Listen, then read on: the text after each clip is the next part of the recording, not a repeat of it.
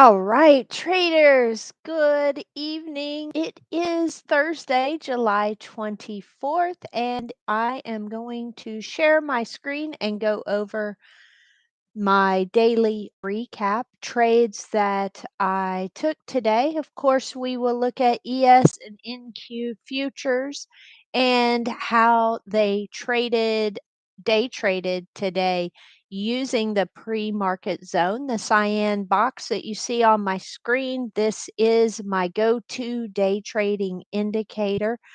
It's really simple. Price above it is a trigger long, price below it is a trigger short. And the lines on the chart that you see were given at Simpler Trading in the Trendy Trading Room and SPX room this morning before the market ever opened. And they worked really well today. Now, overall, ES was very choppy all day. It basically traded in a range of about 22 points. You can see the first trades out the gate were trigger shorts to the first target. This line is a line in the sand, and it gave two opportunities to collect about 5 points below the PMZ to the downside. Then we had a total of five trigger longs to the upside the way that I played the PMZ. The first target was 4 points, second target 12 points. So 5 times 12 is 60 points, and then the two short triggers for another 10 points. That's a net of 70 points, taking these seven total trades. So again, the PMZ, that's why it's my favorite indicator. And the cool thing is you can use the indicator not just on futures, but you can also use the indicator for anything that trades that has a chart and pre-market price action. Looking at the NQ, and how it traded out of the PMZ. This was a chart shared in the rooms this morning before the market opened. Just like ES, the first opportunity was to the downside. This gray zone on my box or on my screen is a buy zone, the first buy zone on NQ on the daily blueprint.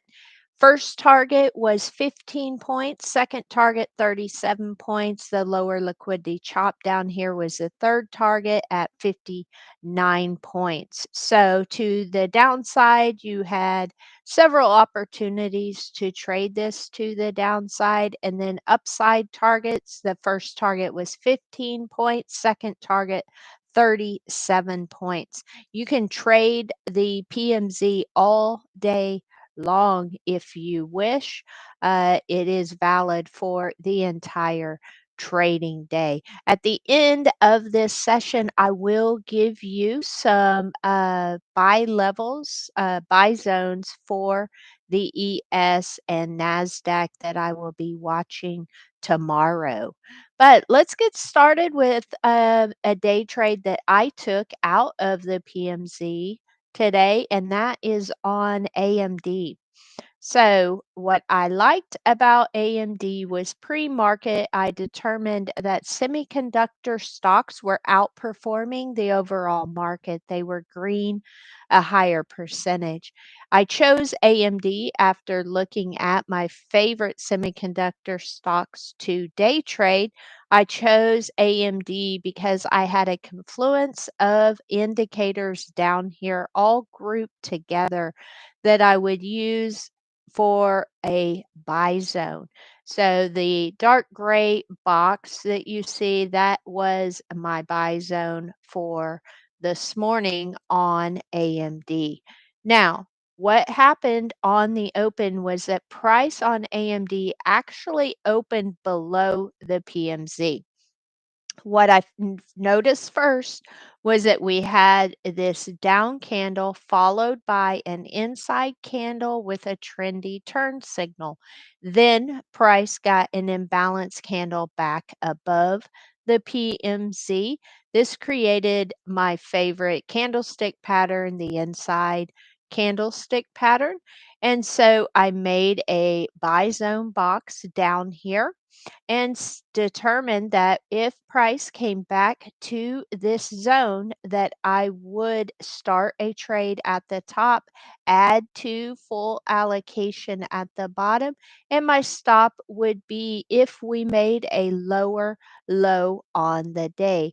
That gave me a risk of about $1.30, $1.40, and reward was 31%. So I did what I said I was going to do. I only got half allocation because price did not come down to the bottom half of my buy zone, but that's all right. So what I did is I went long. I bought the at the money calls, the $160 calls. I used next Friday's expiration just in case it was a choppy day. I didn't want theta decay to kill the option premium since I'm buying straight calls. It worked really well. Price got back up above the PMZ at this first target where you can see there was initial resistance from the earlier price action. I put a trail stop on my position as price came up into this resistance, and it was trail stopped out here for a cool 31% or about $125 per contract. I think I was in that trade for less than 45 minutes, so not bad profits off of the PMZ trading my plan. And now overnight, you can see it made it to my ultimate target for today. But it didn't happen during the day, so we will look at AMD again tomorrow and see where it is setting up.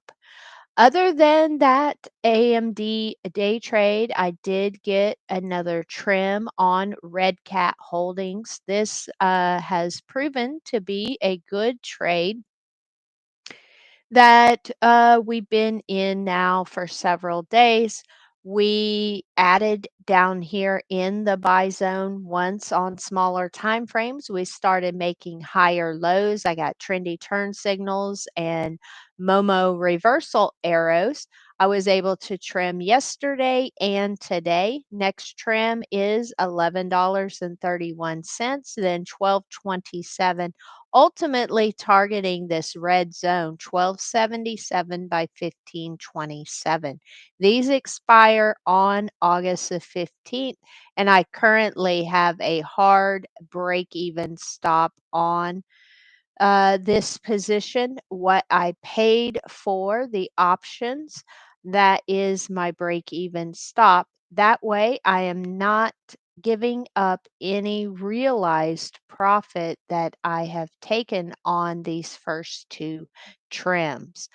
Another thing that I did today is I have had Delta Airlines on my watch list. If you watched my live session on Saturday, I gave you this trade plan for Delta Airlines. And today I was able to start the position. I went with half allocation as planned right here at the 200 SMA. I bought the September 19th $55 calls, and the plan is if I get a further pullback into this golden pocket at 54.26 by 53.42, I'm going to go down to a smaller time frame such as a 2-hour or 1-hour chart, and I'm going to look for my confirmation signals that price is going to turn back to the upside. Then I will add full allocation. I am wrong and will stop out of this trade with a daily candle close below 52.94. As far as areas of resistance above 55.98, 57.88, then $60.11, 63.83, and 66.82. I was interested in trading Delta Airlines because the JETS ETF has been a relative outperformer looking back over the last 3 months as well as the last month. It's ranked right in there in the top three uh, best performing sectors. And so I went with Delta Airlines rather than one of the others that just reported earnings yesterday. So the pullback in Delta, I believe, is due to sympathy for American Airlines and Southwest Airlines earnings report. And I wanted to buy the dip on this name that has been relatively outperforming for a turnaround reversal run back up into my target zone. Now, aside from those trades that I took today, I am also still in Hecla Mining. It has a break even stop. It's paid nice profits so far, and this price action is expected. The $6.40, that was a trim. And so when price comes up to here, we should not be shocked that it pulls back. What I would like to see on Hecla is that $6.13, the top of this daily EMA cloud, the 9 EMA, holds as support tomorrow, I would feel a lot better about holding this over the weekend. Now, these do not expire until September 19th, so I have plenty of time left on the trade. Next targets are 669 and then $7.17. Outside of Hecla, I also have IBIT. Now, I prefer to look at the Bitcoin futures charts when trading IBIT. So I want to show you, let's look at the daily chart first. I have had this gray box. I annotated that this is the choppy range that Bitcoin has been in for quite some time on the daily chart, and it continues to chop in here. I had a position that expired tomorrow, but I went ahead and took that off, took profits, and bought the dip on an August 15th expiring trade on IBIT because I wanted to give more time in the trade for what is a beautiful 4-hour squeeze to fire. And of course, since I'm in calls, I want this to fire to the upside. The problem right now with Bitcoin is this immediate resistance zone. The way that I found this resistance zone that has proven for the last 2 weeks to be resistance is by measuring from the all time high to this swing low, finding the 50 and the 618 fibs. And you can see it is resistance, but it has been tested. I would love to see Bitcoin get above 120,740, then I would get to my target 122 122 270 by 123 615. So I will hold on to these IBIT calls, um, looking for that first for IBIT to get above 68.43, then targeting 69.06 by 70.07.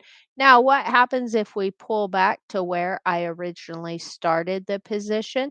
Then, if I still like the look of the chart, I can add here another contract or wait for my original zone that I wanted to add to full allocation. That is 65.55 by 64.11.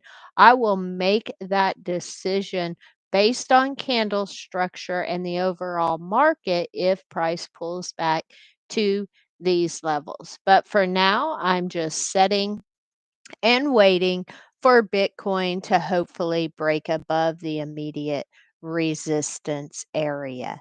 Now, Qubit has pulled back some today. I was able to trim a quarter of my position, but I still like the quantum names. I am still bullish the quantum names, and really honestly Qubit has not done anything to break down below my demand zone here, my buy zone. And in the event that we pull back to 1644 on weakness again tomorrow, my plan is to add the contract that I've already trimmed, to add that back, and then looking for a full allocation add down here near 1593 by 1550, a close below, a daily candle close below 1550, and I would be stopped out. I will not add back to this position though if this daily squeeze fires to the downside. All right. So that's what I traded today. That's what the ES and NASDAQ did out of the PMZ. Now, as promised, I want to share with you the buy zones as of 8:16 p.m. today. These could change depending on price action, if we make higher highs, if we create candle structure, etc. These buy zones can change. But for right now on ES, my buy zone, my first buy zone is at 63, and I'm going to round up 63.95 by 63.80. That's a risk of 15 points in this buy zone. I will be waiting for those confirmation signals to buy the dip in this zone. The zone below there would be 63.68 by 63.53, and that is also a risk of about 15 points in this buy zone. Again, waiting for confirmation. If price pulls back to my demand zone, I would start a position without confirmation at the top with a half allocation, and then use or wait for confirmation inside the zone to add to full allocation. As far as targets go to the upside, we are at all-time highs, and I have no candle structure to find supply on, so these are Fibonacci extension targets for tomorrow: 64, 25, 35, and 64.50. As far as NASDAQ goes for my buy zones tomorrow, as of right now, first buy zone 23,359 by 23,318, then 23,285 by 23,252, and my demand zone 23,228 by 23,146. First target is the all-time high. It feels like we made a new all-time high today, but we did not. This was not a new all-time high. Above there, if we get above there, my extension targets are 23,489, 23,563, and 23,645. All right. So that is the daily trade recap. I hope that you all had a wonderful trading day today. My P&L still keeps going from the lower left to the upper right. It hasn't been the most easy of times trading, and it often isn't as price is at or near all-time highs. But by staying disciplined, having a plan, and really shortening my time frame for swings or taking the easy money as the market is giving it to me, knowing that I can always put on another trade has helped me grow my account for this year. And I hope that you're finding value in the content that I am sharing here on YouTube. Please be sure, take a moment and like this video. Make sure you're subscribed to the channel. I put out lots of great content just virtually every single day of the week, and I wouldn't want you to miss any of that. And if you're not already a member of the Trendy Trading Room at Simpler Trading, be sure check out the description. There's a link in there that you can sign up for a 30-day trial to our room for only $7. Come hang out with Trendy John, myself, and our Trendy family. I am certain that you will find value in it. Until next time, y'all have a great night.